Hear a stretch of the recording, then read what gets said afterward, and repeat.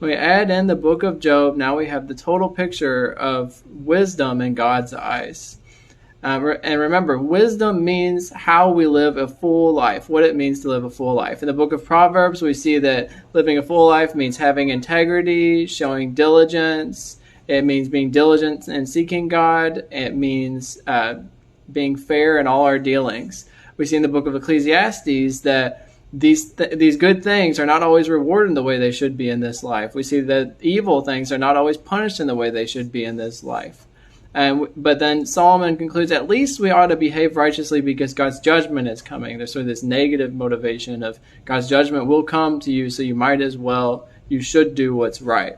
But then in the book of Job, we add in what this sort of real sort of positive motivation, which is that we ought to understand from the things we can see that God is loving and he's good and he cares for us. And we also ought to understand that he is completely wise, that he's the one who made everything that is. He's the one who created the whole universe. And so we know that when these things are happening, this good God, and yet these things are happening, they're not in accordance with justice, we know that God has a good plan he's working out, but there's more to it than we can understand.